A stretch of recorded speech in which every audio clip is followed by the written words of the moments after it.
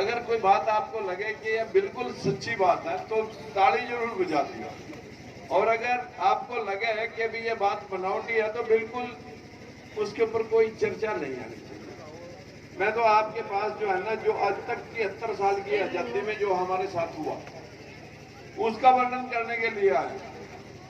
इस देश का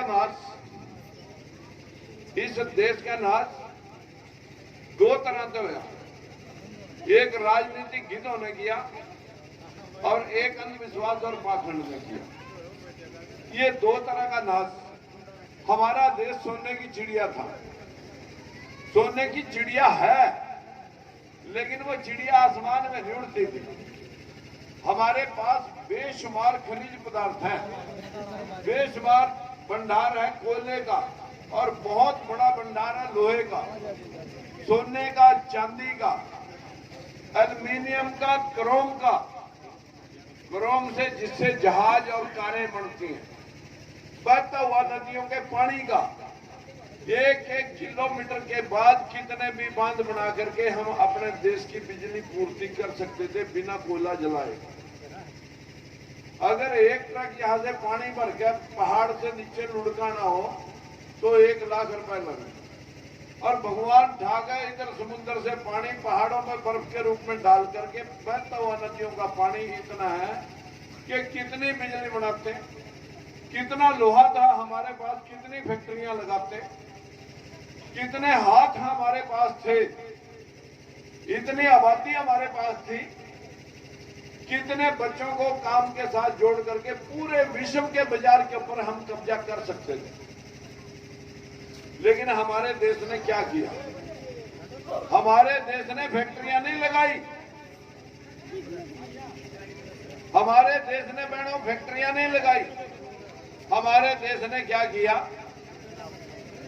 हमारे देश में मंदिर बने, अंधविश्वास फैला।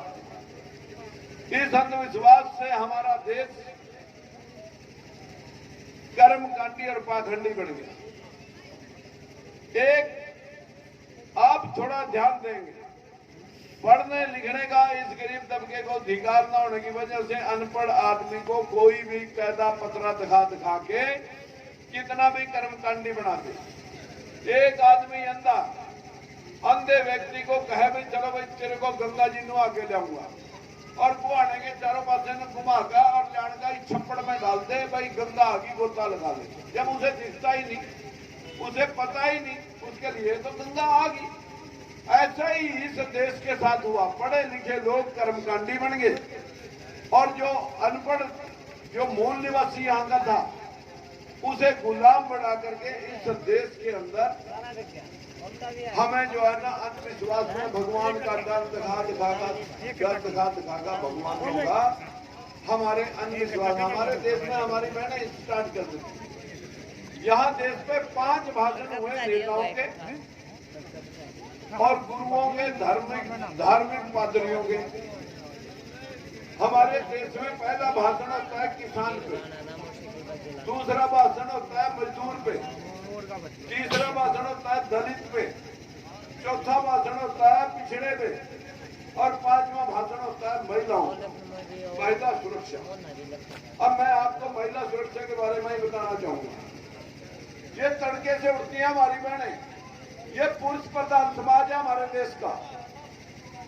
तड़के से उठ करके पशुओं का घास पंठा, दाल डोकी, और उसके बाद बच्चों का खाना, उनको स्कूल भेजना, फिर घर वालों की रोटियां पका के खेत तक पहुंचानी, फिर उसके बाद दोपहर का घास और फिर दोपहर का खाना।